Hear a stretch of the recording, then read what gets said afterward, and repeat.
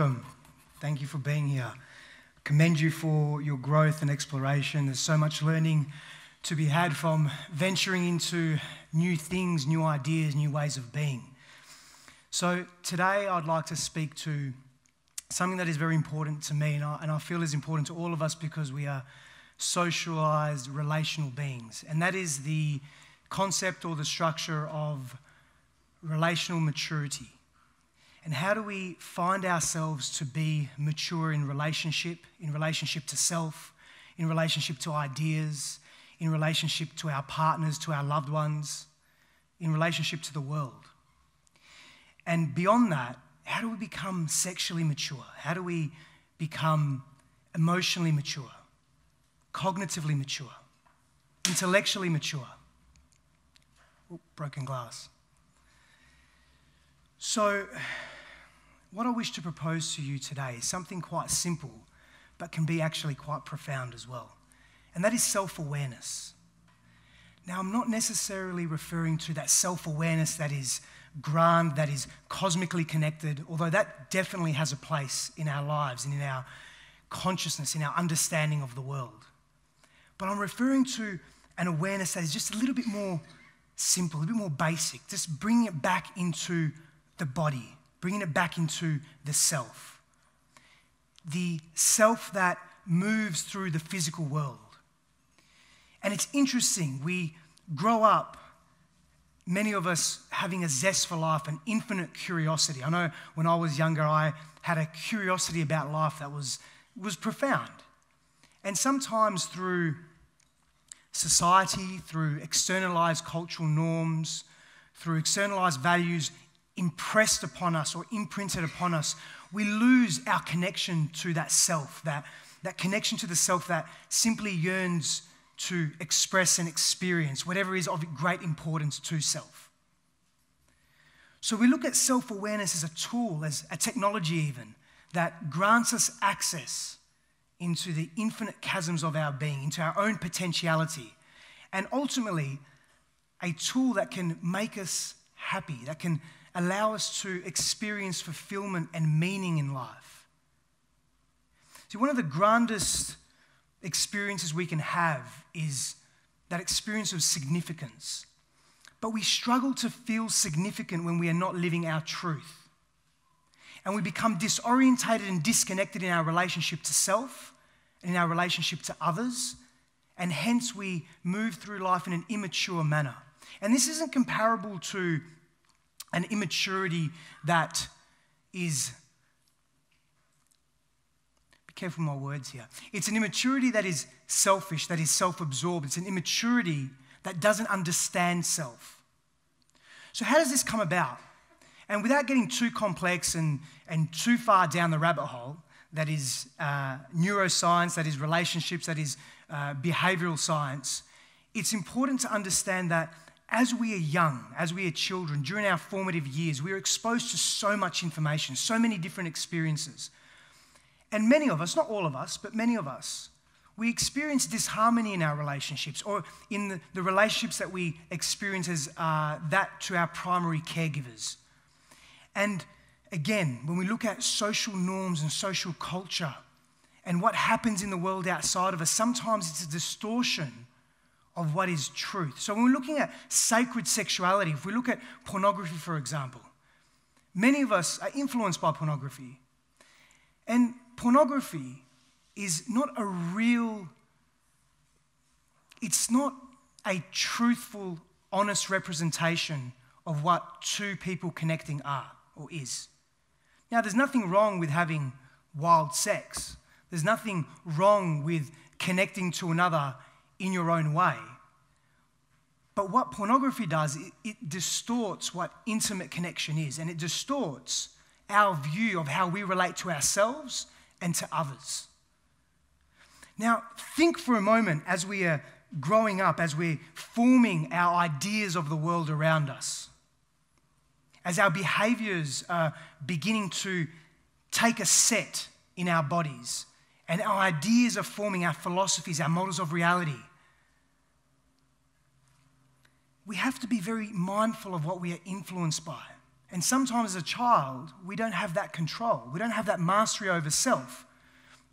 You see, the reptilian complex brain, the oldest part of our brain, the part of the brain that is very unconscious, it is the survival part of our brain.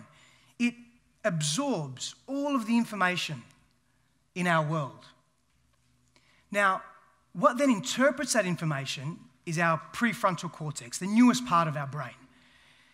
And as a child, we can probably understand that the connection to that, or the interpretation of that, of what this part of the brain is picking up, cannot be entirely accurate. And the great news is that as adults, we can transmute that if it does not serve us.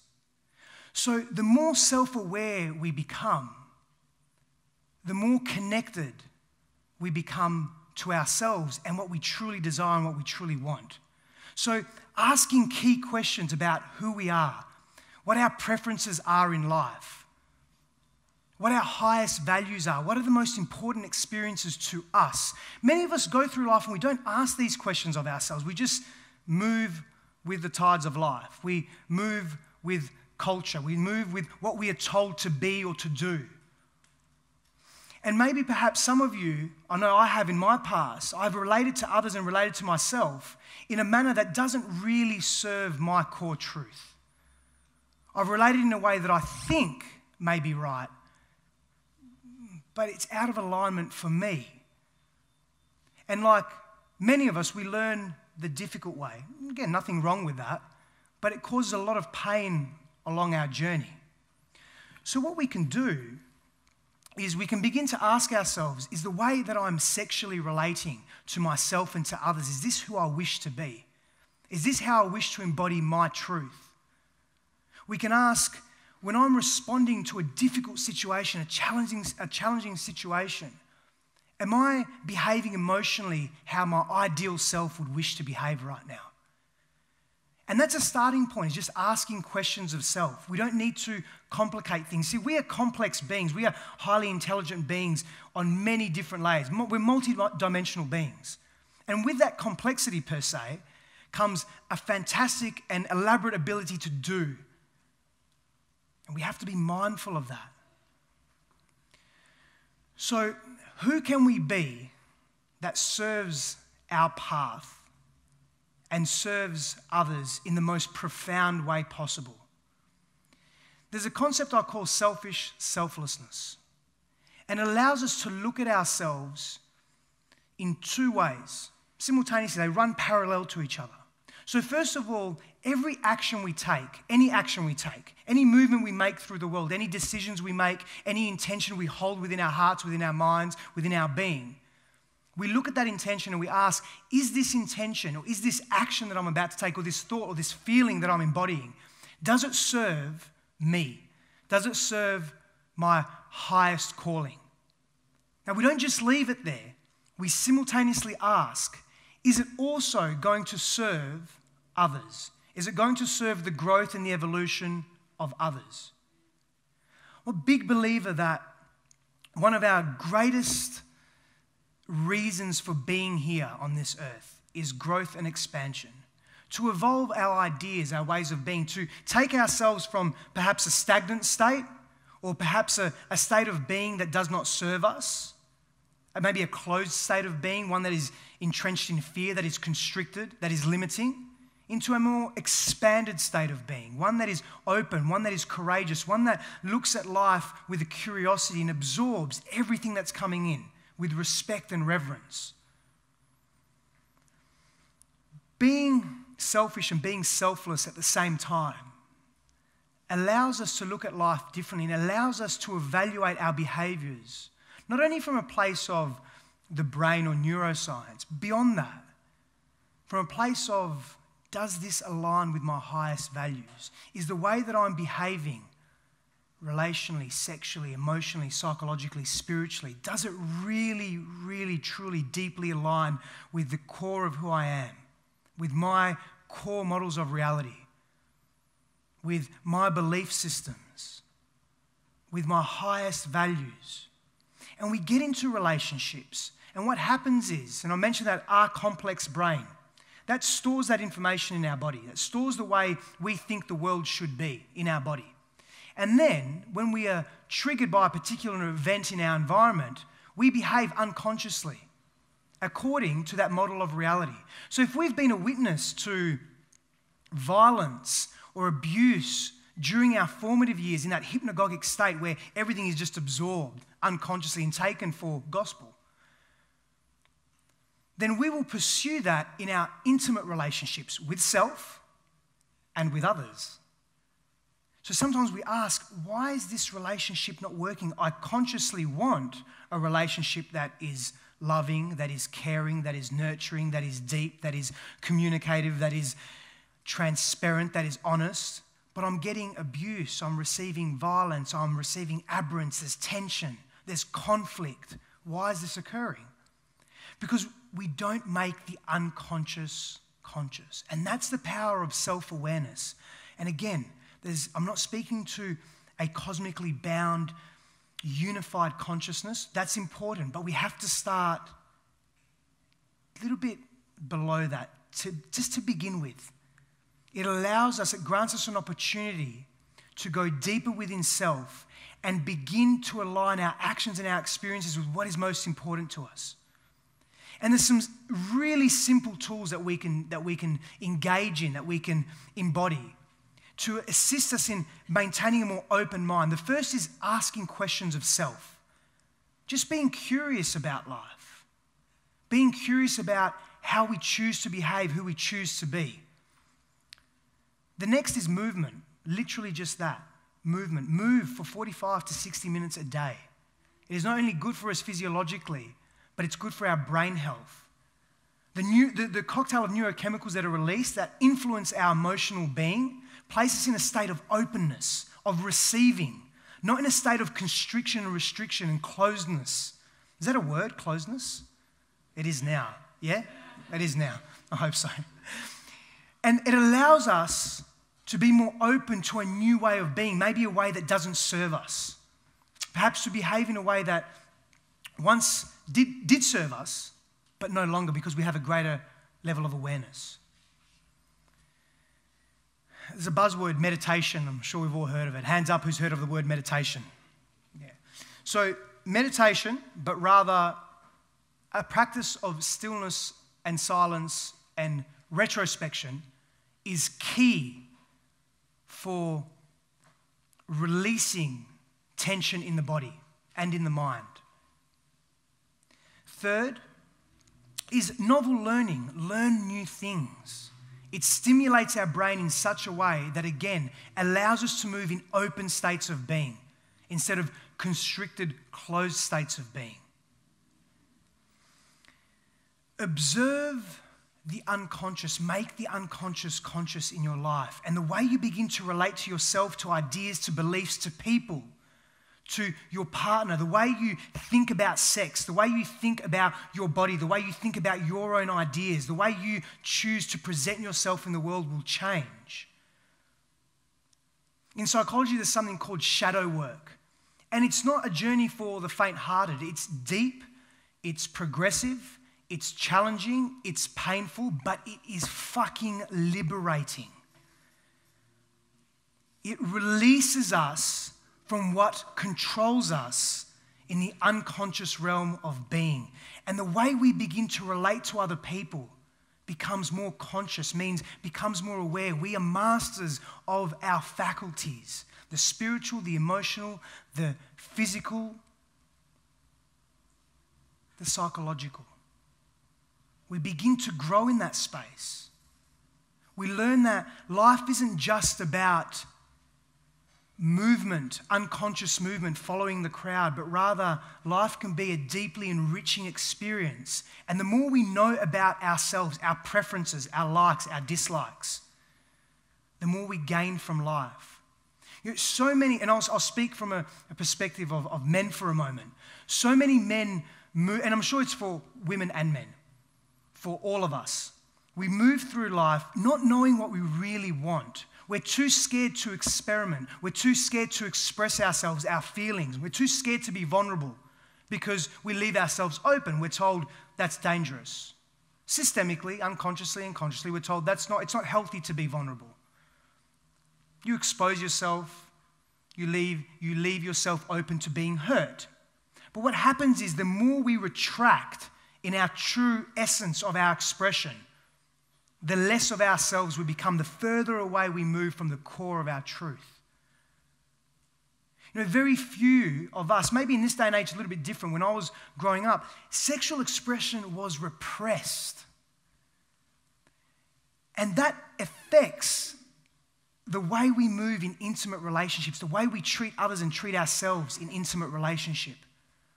Because we did not have the courage to express ourselves sexually, to experiment with whatever that may be. So we develop this immaturity because we're coming from a place of repression. It drives us unconsciously because we have not made aware what is mastering us. And the moment we make something aware, it becomes malleable, it becomes tangible, it becomes something real. And we can choose consciously to shift or not. We don't have to because we may align with it. But better to know, to be aware, to be connected to, as opposed to being unconscious.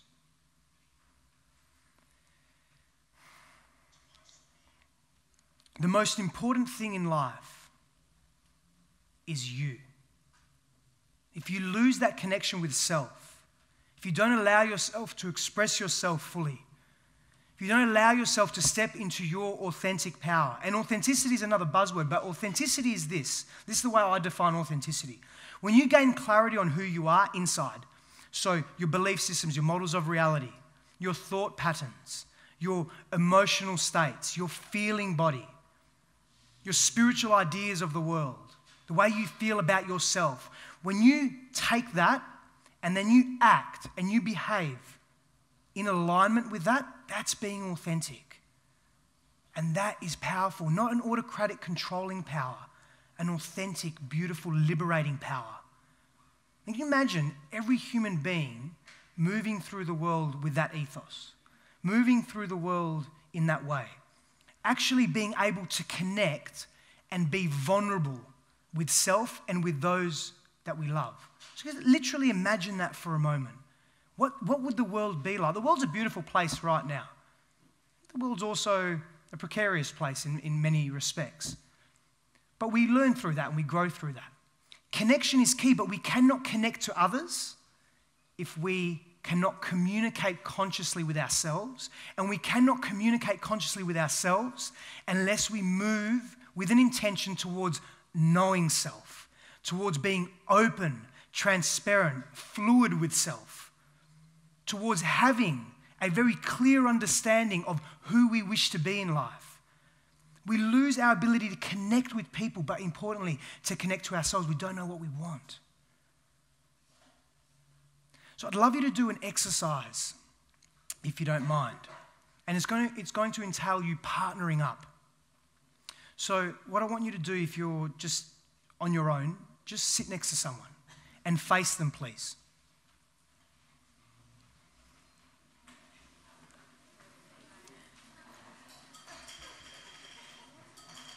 If you're odd numbers, find someone. This is a very simple practice. This is an ancient practice of transfiguration. So right hand facing down, left hand facing up. Everybody do that. Right hand facing down, left hand facing up. And then make contact with your hands. And I want you to close your eyes and look at each other with your eyes closed. That may not make sense, but it will in a moment. And no talking, and just breathing. Just breathe in whatever natural rhythm comes to you. Just breathe. Feel that connection to one's hand. Feel your own hand. Feel your breath. Begin to listen into the breath of the other. And in a moment, we're going to open our eyes. In a moment, not just yet. And I want you to please just gaze into the other's eyes. And just be with that until I kindly request you to stop. Please open your eyes. There are going to be different reactions, and that's okay. Be with that as best you can. Be with what you are feeling. Be with that person. If you need to laugh, laugh. Don't hold it back. Be with that. It's an expression. But feel the connection that's taking place. Feel what potentially is coming up for you. When I say coming up, what thoughts are arising? What thoughts are coming into your consciousness? Is it about self? Is it about the other? Is it about, I wish this guy would stop talking so we could stop this exercise? Is it something else? Or maybe another term that you would use for me? Be with that. Feel your breath. Connect to your presence. Connect your hips to the chair. Feel where you are in your space and time.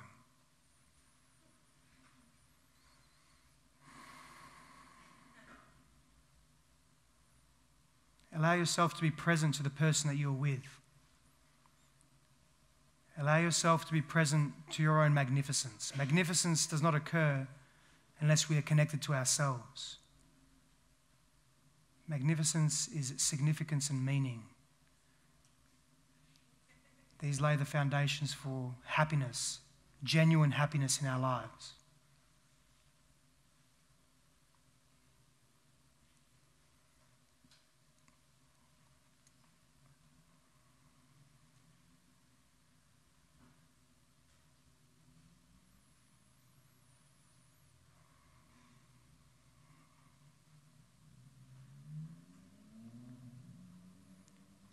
And when you're ready, you can release your hands, release your gaze, and you can hug each other if you like, if you're comfortable with doing so.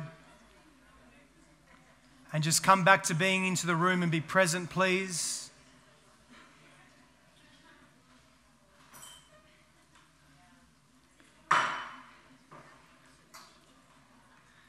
It's a beautiful practice. It's an ancient practice and something that assists us in connecting to ourselves. I want to leave you with another practice, something that you can practice on your own at home. And it's very similar to that. It's self-transfiguration. You sit in front or stand in front of a mirror. And as you stand in front of the mirror, you gaze into your left eye. And as you do this, out loud, you say to yourself, any of the following: I love you. Why do I love you? I love myself. Why do I love myself? And you repeat this mantra for 3 to 5 minutes. And you do this every day. And you begin to build a connection to yourself. Now, I can explain this to you cognitively and intellectually, but what transpires is very different for everybody. And what actually transpires is greater insight into yourself. It's just another tool, another technology. It's another access point into you. And there are thousands, if not hundreds of thousands, if not millions, if not infinite tools and technologies that you can use. Processes that you can use, that you can utilize to connect yourself to your truth. We are immature relationally because we do not know ourselves, because we are afraid to connect to ourselves, and therefore afraid to connect to the magnificence of others. There's billions of us running around doing this unconsciously. But we have so much potential, so now is the time to tap into that potential. Thank you so much.